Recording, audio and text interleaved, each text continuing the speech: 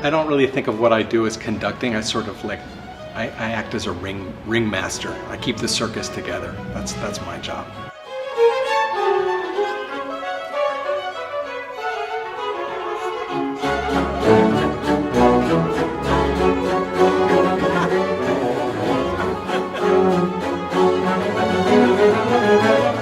A razor-sharp wit and razor-sharp musician, but still sensitive, and that's just such a nice combination. He's very calm, he's very cool, he's very steady, but at the same time, he's like deeply musical. I think Hank was one of the first coaches that allowed me to forget I was in school. It was just all about the music, the relationship between artists. Because I forgot I was a student, I ended up learning much more.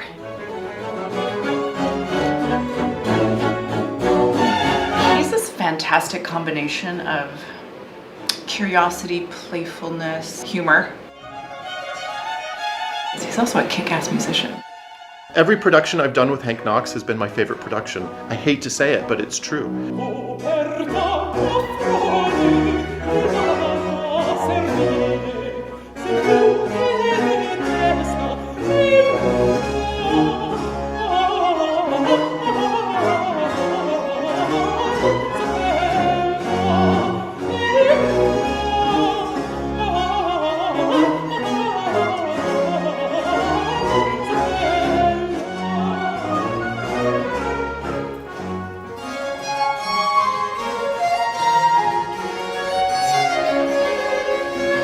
He's a spectacular player, first off.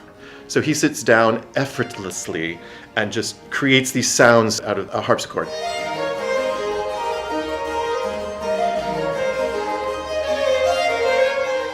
One of the things that he often says as a teacher is he'll say, just whip it off, just do it, or just throw your hand at it. He says stuff like that to kind of get people out of their overly careful ways.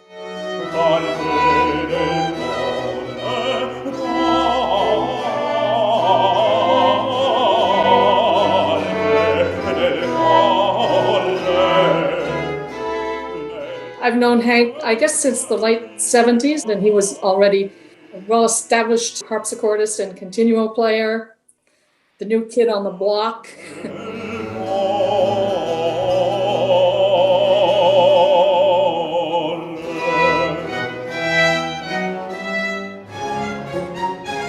And as I like to tell the singers, it's kind of like comic book music because all of the characters are drawn in very bright primary colors with great big dark outlines. And so everything they do has to be super exaggerated.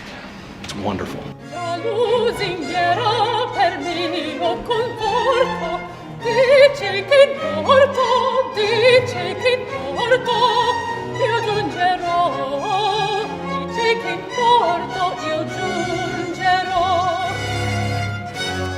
He brought McGill early music out to the rest of the world, and there have been students that graduated from that program that have international careers now.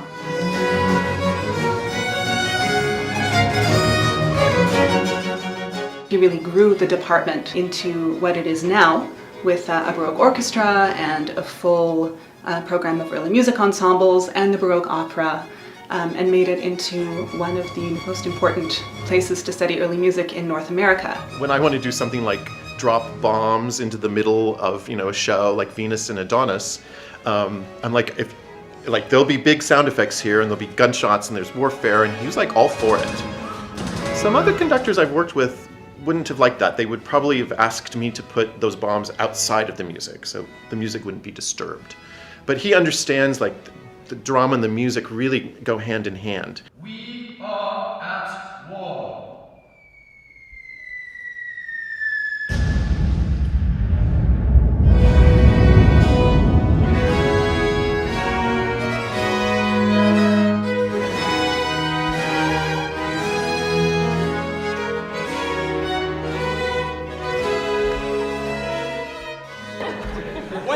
Can we go back to the beginning of In These Sweet Groves? Is that all right? rewind. I love making them rewind. They walk backwards. 1, 2, and Singers especially love to work with him. They just feel so good afterwards. They just feel like he's really gotten them out of their heads and out of their insecurities and into a place where they're just really enjoying singing and being expressive. And every youthful spring by nature loves. Every youthful youth is full of beauty and of truth.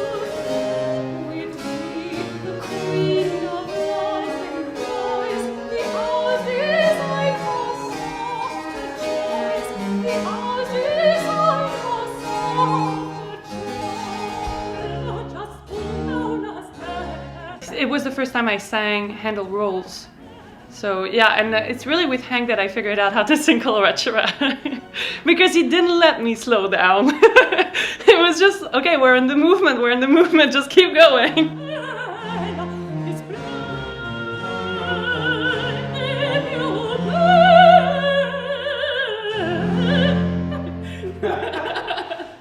right, so there'll be a few of these. Let's figure out what you're doing here.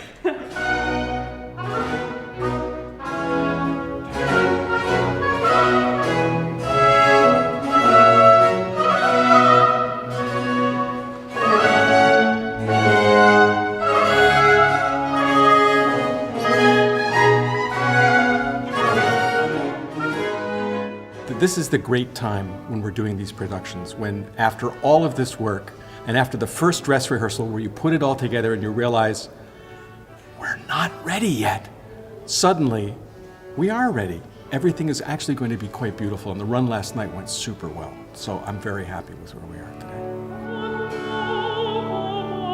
More second.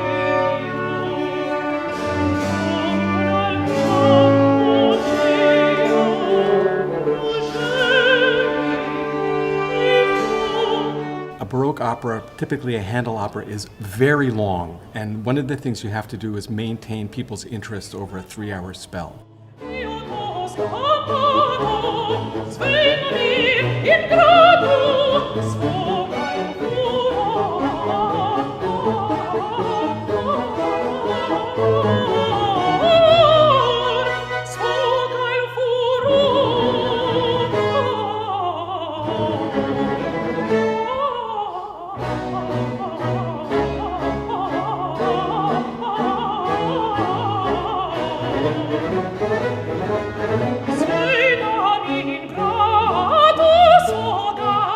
So the trick when you're directing something like this is as soon as the next aria starts, you have to figure out right away what's its character, what is it trying to say, and how do I make that as clear as possible to the people in the room and the people sitting over there in the violin section and the bassoonist who's way back there and the singer who's over there. How do I get all of those people to make that absolutely clear?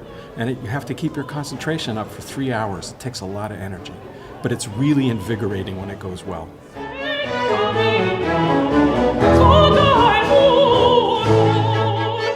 He is a wonderful conductor for singers. He really listens to them. These double casts will ornament differently, and we encourage that. They do different cadenzas. And so say you have an opera with 30 arias.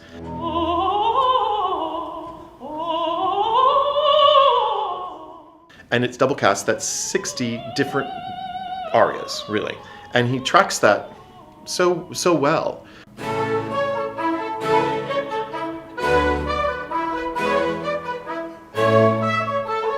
There's a kind of energy and enthusiasm with Hank that is amazing and passes on to his students as well, of course. He always raises the bar just a little bit higher every time.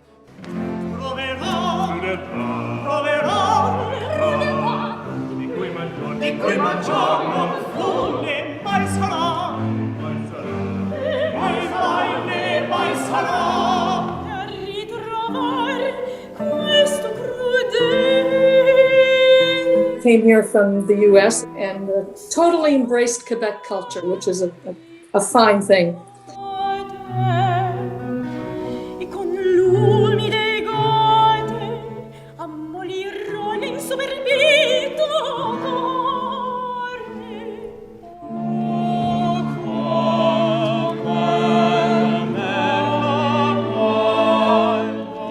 wonderful pedagogue. I'm in a room with someone who loves this music and who loves being in the room making music.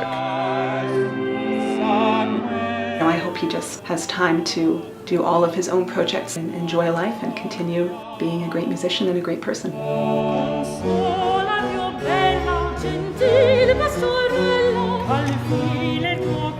Any profile of Hank would not be complete without mentioning his love of Frank Zappa, very important part of his musical personality, and his love of oddity. He's an adventurous person, not just in music. I mean, who else would play an entire recital of Scarlatti sonatas? It's like climbing Everest. There's no replacing him, right? It's not going to happen. It'll just be something new. We say that about everyone, but it's kind of extra true about Hank.